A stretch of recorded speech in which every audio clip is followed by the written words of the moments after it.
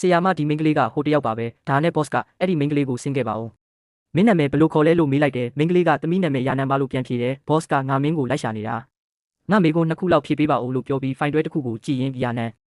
မင်းကနာမည်ကြီးတက္ကသိုလ်တစ်ခုကဘွဲရထားတာမဟုတ်လားလို့မေးတယ်မင်းကလေးကဟုတ်ပါတယ်လို့ပြောတော့ boss ကဒီလိုအဆင့်မြင့်ပညာရေးကိုယထာပါလျက်နဲ့ဘာလို့ဒီမှာကျန်းတန်းတဲ့အလုပ်လာလုပ်နေရတာလဲလို့ဆက်မေးတယ်မင်းကလေးကသမီးမိသားစုကအတော်လေးဆင်းရဲလို့ပါ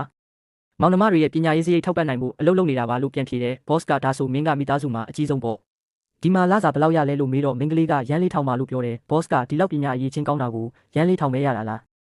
ဘာလို့လဲပြီးတော့မင်းကလေးတယောက်အနေနဲ့ဘာလို့ဒီလောက်ပင်ပန်းတဲ့အလုပ်ကိုလုပ်နေရတာလဲလို့မေးပြန်တယ်မင်းကလေးကသမီးတခြားလှုပ်ရှားမရလို့မဖြစ်တာပဲလုပ်နေရတာပါ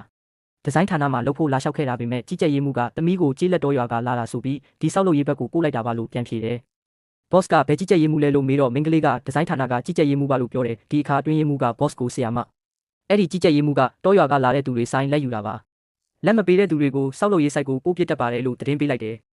boss ကမင်းကလေးကိုဒါကိုကြည်စမ်းဒီ project ကိုမင်းဒီဇိုင်းဆွဲခဲ့တာလားလို့မေးတာမို့မင်းကလေးကကြည့်ပြီးဟုတ်ပါတယ်သမီးဆွဲခဲ့တာပါ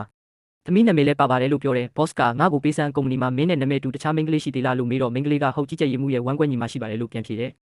အတွင်းရေးမှုကလည်းဟုတ်ပါတယ်ဆရာမအဲ့ဒီမင်းကလေးနာမည်ကလည်းရာနံပါပဲလို့ထောက်ခံတယ် boss ကကွက်တီပဲငါတန်တရားဝင်ခဲ့တဲ့အတိုင်းဖြစ်နေတာပဲ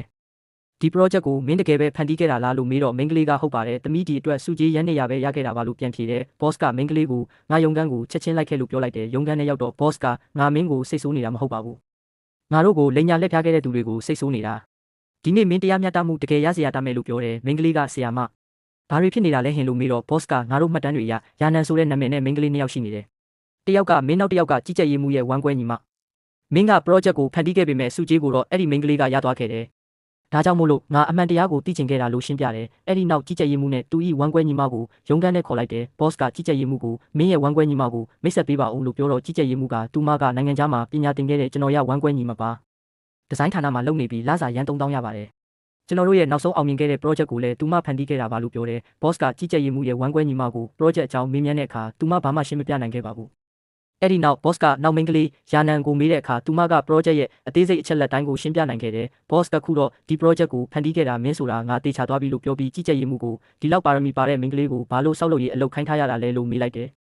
ကြီးကြပ်ရေးမှုကသူမကိုအတွေ့အကြုံရစေချင်လို့ပါလို့စင်ကြေပေးတော့ boss ကမလိမ္မာနဲ့မင်းရဲ့ဝမ်းကွက်ညီမကအလဲတန်းပဲအောင်ထားတာကိုလစာရန်3000ရနေတယ်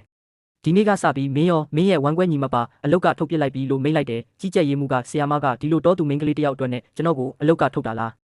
ဘယ်သူမှဆီယာမကိုထောက်ခံမှာမဟုတ်ဘူးလို့ပြောတော့ boss ကတော်တော့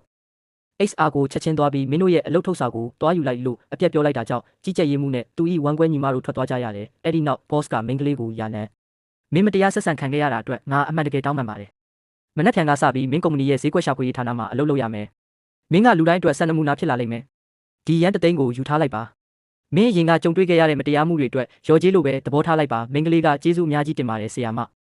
သမီးအစွမ်းကုန်စူးစမ်းပါမယ်လို့ပြောလိုက်တယ်ကြည့်ရှုသူပရိသတ်ကြီးရှင်သမီးအချင်းပြတ်ဝန်ထမ်း2ယောက်လုံးကိုအလုတ်ကထုတ်ပစ်လိုက်ပါပြီသမီးရဲ့ဆုံးဖြတ်ချက်မှန်ကန်တယ်လို့ထင်ရင်ထောက်ခံပေးကြပါဦး